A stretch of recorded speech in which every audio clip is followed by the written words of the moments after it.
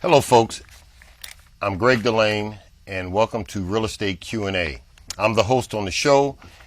This is a real estate based show, and what we do is bring people on the show that have experience in the field of real estate, be it plumbers or people that deal with air conditionings or oil tanks in the ground or build decks. Today I have a professional. He's on the show.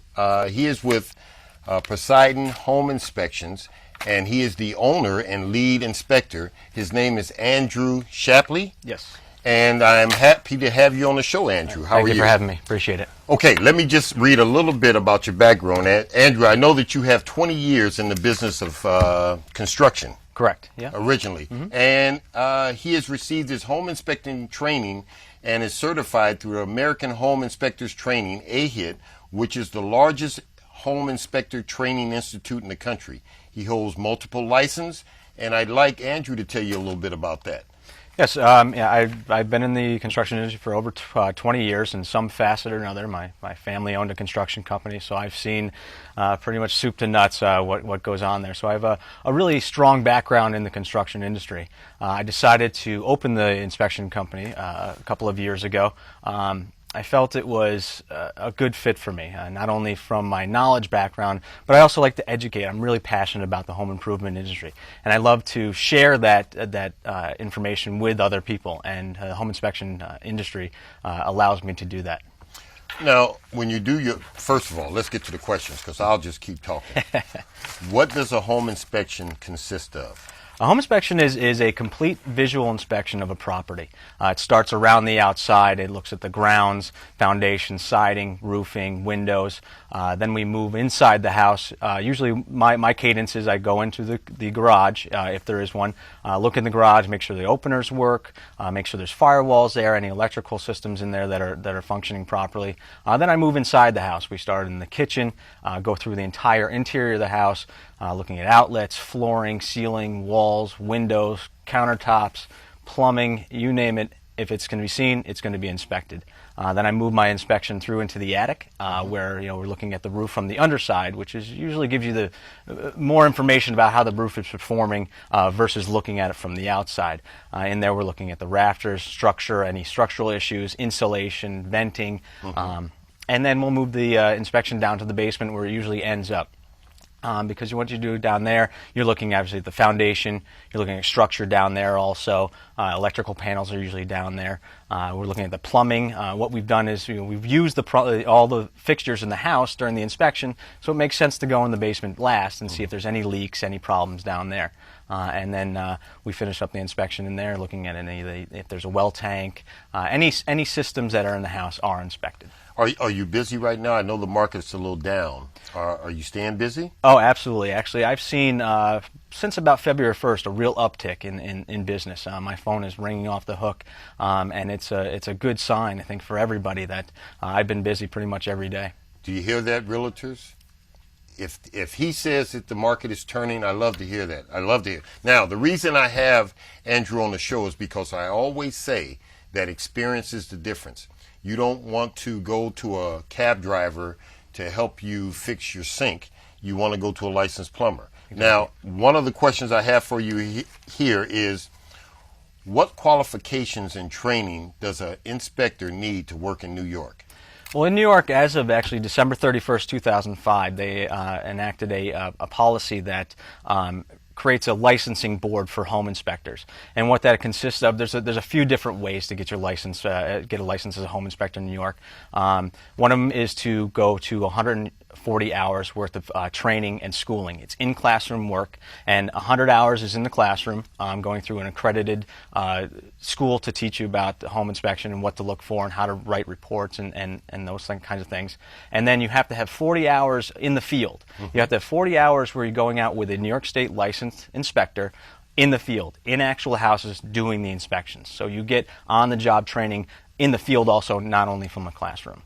So, listen, I want you guys to hear this, that, you know, just because your Uncle Louis owned a few homes in his life, it's very important to get a professional and get a licensed person to come in to do it. Now, I don't ever quote prices on this show, but certainly if you're making a decision to buy a house that's $500,000, it's certainly worth it to spend $500 or whatever the cost is to have your home inspected by somebody.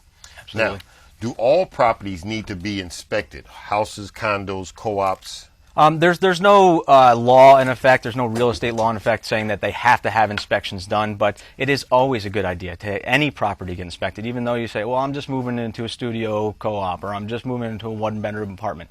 There's electrical systems in there, there's plumbing in there, there's windows in there. Yes. You know, you want that, get that checked out. And I've found a lot of condos, especially in this area where they're older, where electrical systems have been a little off, say, and it's just things that you can know that you can get fixed, and you're safe, and they're done properly.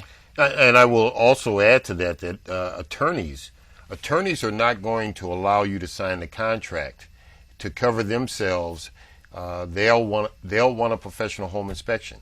If not, you're going to have to sign something waiving that inspection, and then you're putting yourself in a position that you can't say down the road, oh my God, I didn't know they had another, the oil tank was underground, it didn't pass, we have radon in the house, we have carpenter ants, we have termites, and I want to go after the seller. If you sign that, it's over. Yes. Now, in speaking about radon and termites and wood-destroying ants, are you approved to deal with any of that? Absolutely, yes. I am a full-service home inspection company, meaning I don't only do home inspections, but I also am certified nationally to do radon testing, and also certified by the state to do wood-destroying insect inspections. I do water testing, septic dye testing, kind of a one-stop shop for you. Okay. And I felt that from the wood-destroying insect perspective, New York State doesn't necessarily make you get certified to do these wood-destroying insect inspections. So you could have a lot of people just coming in there, looking around and doing it. What I did in order to give my clients comfortableness and a background is I went to the New York State Pesticide Technician Program. Wow. Which is a very involved program. I'm actually a licensed pesticide technician to apply pesticides. But in that training, there's a course in there, a section in there where you're able to identify all types of wood-destroying insects, not only termites, but carpenter ants, carpenter bees, powder post beetles, anything that can destroy the wood in the house. Wow. I do know a little bit. I must have been on maybe, 100 inspections. And I know to look for certain things, but everybody doesn't know what a trail would be. Everybody doesn't know. I mean, the wood can look just perfect.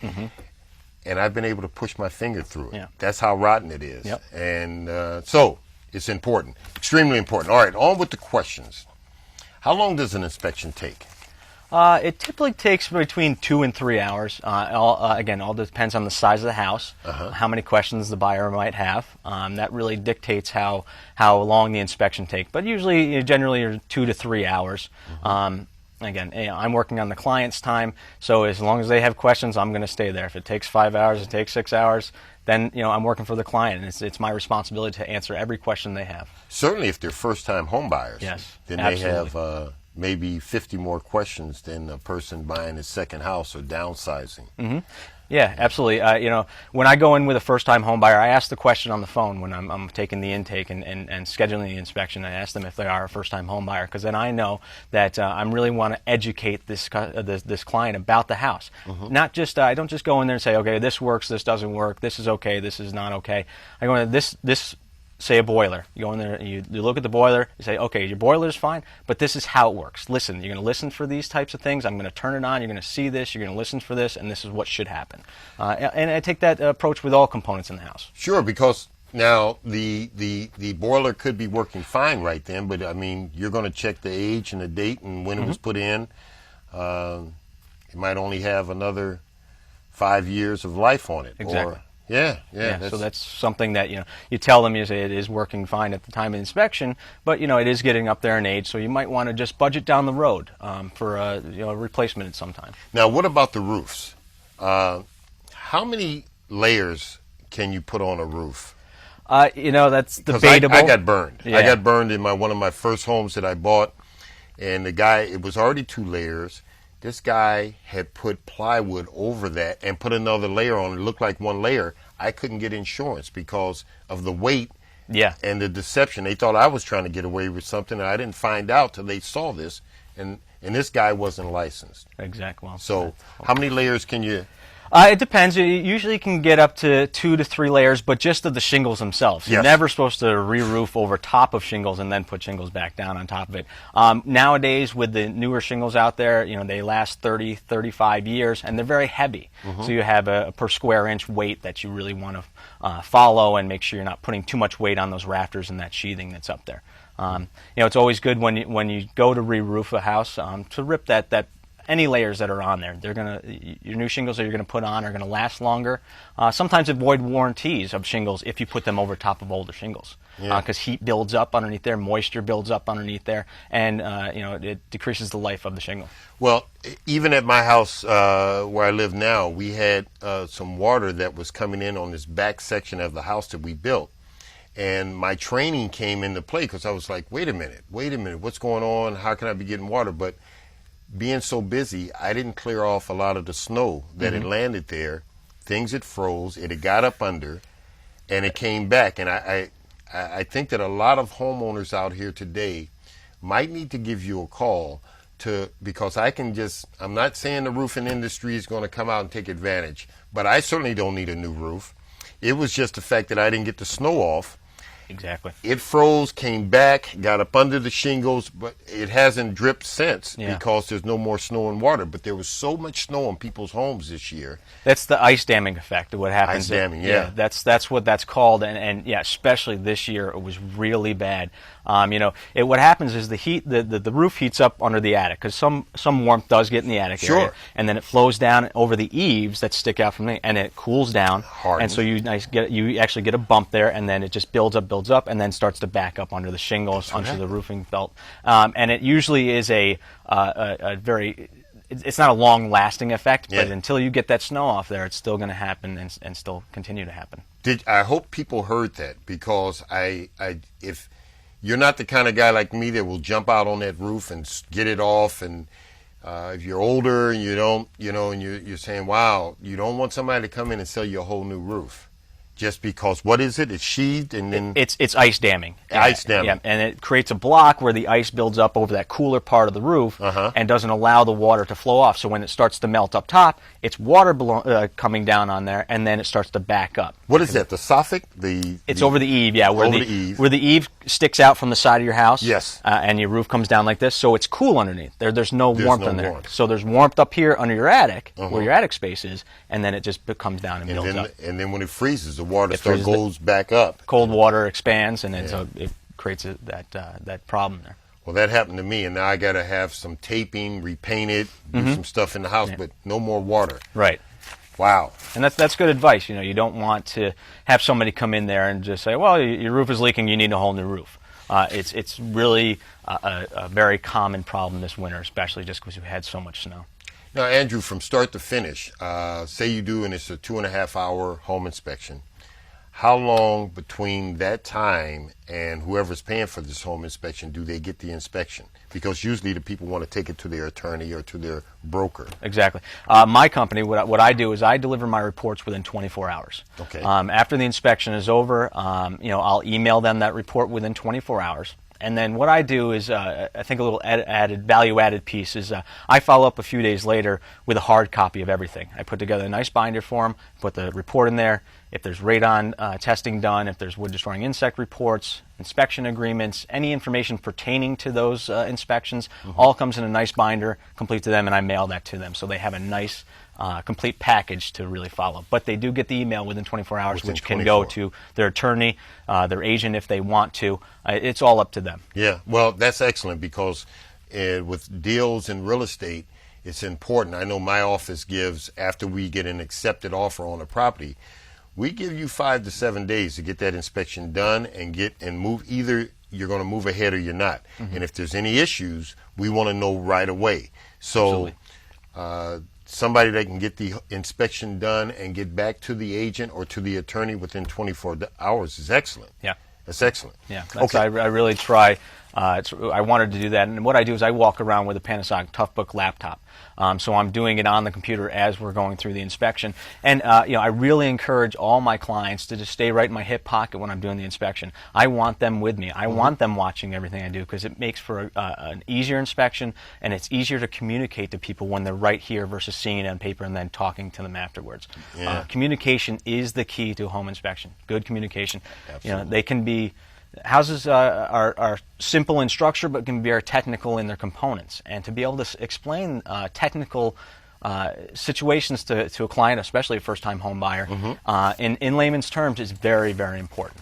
I say that to people all the time when they're buying a home, and I think the three biggest decisions you'll ever make in your life is marriage, children, and buying a home. Yep. Absolutely. And I don't know what order they go in, but you do need buying a home.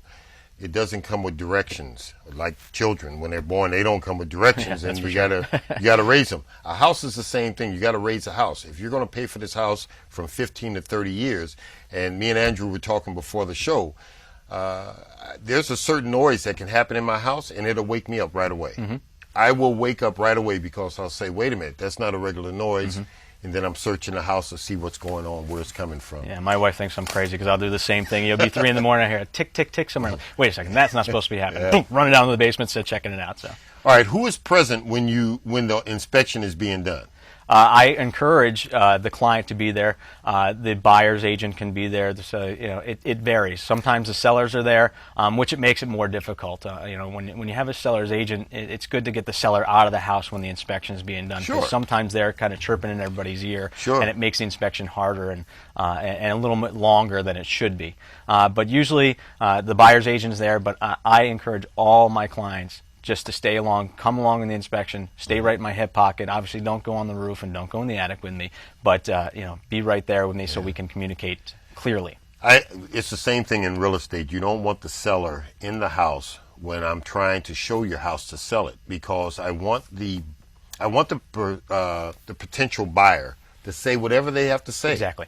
If they want to say, that wallpaper is crap, they're not going to say it in front of the seller because they don't want to hurt their feelings. Now we're not selling the house. We're dealing with feelings in the house, and I'm trying to get the house sold. So sometimes it's not good to have the seller there, and I would imagine that on an inspection. Yeah, it's the exact same thing. Yeah. I fixed that 2 weeks ago, or I've had instances where sellers have told buyers that they've replaced the water heater 2 years ago. I go in there, I'm looking at dates. I know exactly how to date these things. I look at serial numbers, and I have a library of information that I can go to see exactly when these things have been put in, and the thing's 10, 15, 12, 17 years old. Which is not too.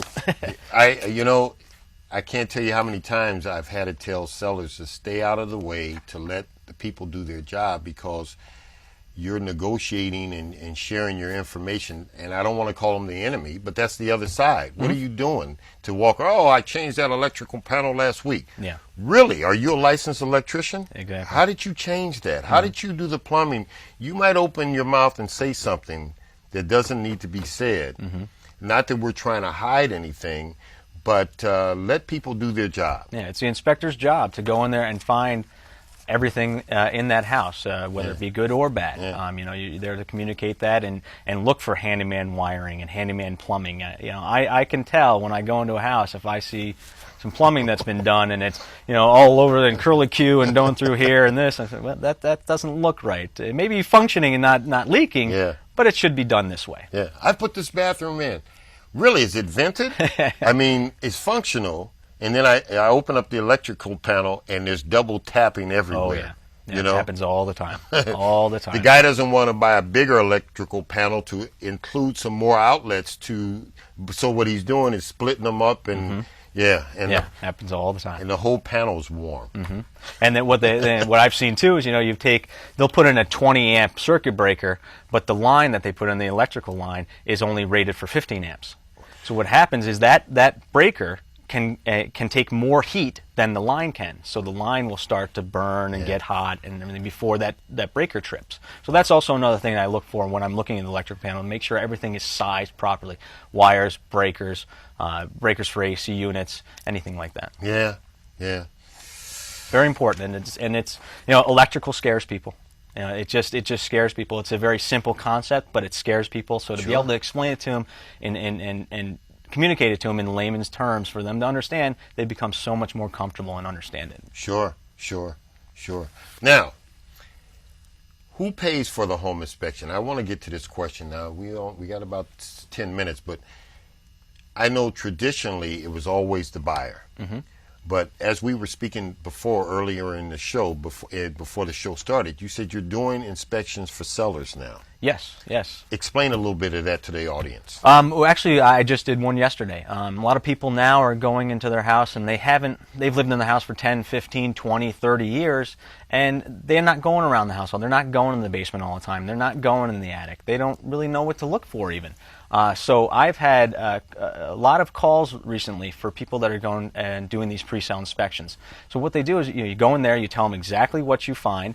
They can fix those problems, A, before they become bigger problems, and B, also they can fix the problem so when the buyer's home inspector comes in there, they can see everything looks good in the house, and the deal isn't killed 3/4 of the way through it because they found something with the roof, or they found something with the boiler, the furnace that that wasn't expected. So a lot of sellers need to maybe do a home. I own a house. Maybe your house is paid for. You're not going to sell your house. You might just need to take a look at that house. Exactly. Because I will tell you, Andrew, with the winter we had this winter. Brutal on houses. Houses got very abused this winter. Yeah. And people's heat was on twice as much, and the snow shoveling. And I feel bad for my landscaper because he wanted to do the snow removal at a set price, like what I pay him to do the landscape. I felt so bad for him this year. I came out and gave him a couple extra $100. Yeah. Because he was out there so much, and with all that snow, and when it with the flooding now, because with the rain and the snow melting, water will find its way. Water is the enemy. Yeah. Water is the enemy of every house, and it's not only from, my stuff got wet in the basement, but water attracts insects. Wood-destroying insects need moisture, and they need humidity to survive, and if they find that moisture and that humidity, that's where they're going to go. I mean, it's guaranteed. It turns into a nice, big, cheesy Domino's pizza. Exactly. And again, talking just about the ice damming, the ice damming blocks the gutters, too. So now water has, instead of being going down the gutters and flowing away from the house as it should, it's been dripping down against the house off the gutter. all winter long. So you're getting water against foundations, you're getting water behind siding. All that is a recipe for trouble. So listen up, folks. It would be great if you whether you were thinking of selling your home or you just been in the home a long time and you need to know a little bit more about it. Andrew's saying that a lot of sellers are doing home inspections in front. I think that's very important.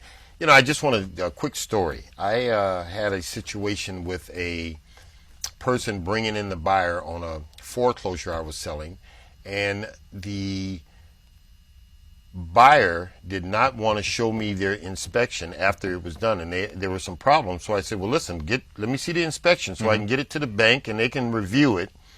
And for whatever reason, the buyer didn't want to. They had a home inspection, and I said to him, I said, well, how much did you pay for that? And I'm not going to say the number, but I said, why did you get it unless you want to show it? Right. What is the purpose of you holding on to that inspection? Because if this deal doesn't go through, that you may as well use it to start the fire in your stove. I mean, let me see the inspection. Let me see what was said. Unless you're not telling me what he put on there, why would you want to hold that inspection close to your chest and not share?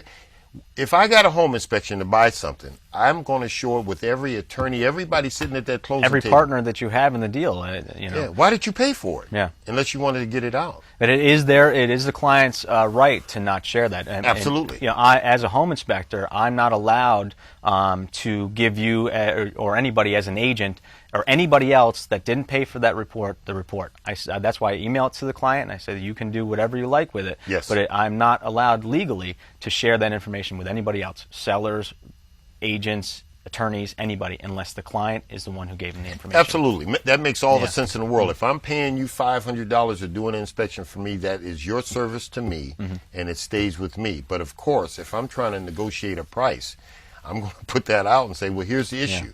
Can we get something resolved here? Right, exactly. Now, let me ask you real quick, what does ASHI stand for? That's the American Society of Home Inspectors. It's a society that I belong to. It's one of the biggest in the country for home inspectors. ASHA. ASHI. It's called ASHI. And now, are you governed by them to? Yes. Well, in New York State, obviously, we have the licensing law. There's the 140 hours to get your licensing. But in order to renew your license in New York State, you also have to have 24 hours of continuing education credits every 2 years, which is in classroom education. It's not online. It's not reading a book. Say, I read this book.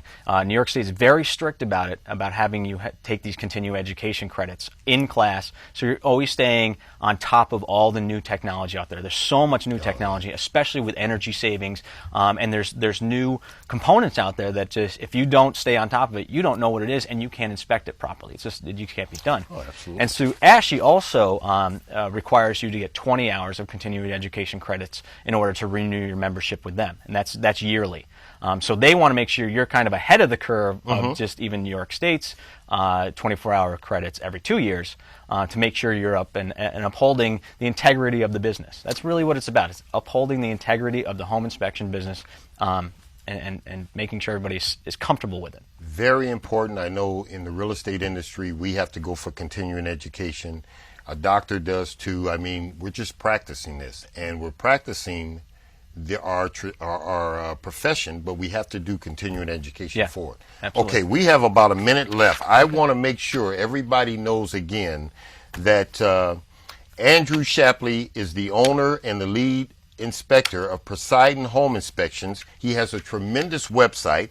His website is www.poseidonhomeinspections.com. If you're listening to this show right now, go to his website. Tremendous website. He can help you out greatly with his information and his knowledge in this business. And as I say on the show, you know, experience is the difference. I only want to work with experienced people. Exactly. I certainly don't want a cab driver working on my dental work. Exactly. Neither would I. So, listen, I thank you so much for coming on the show. I told you this show doesn't take that long. Andrew, again, thank you, and I hope to do some business with you soon. Thank you I really appreciate it, and I hope that did help some people out there. All right. Thank you so much. All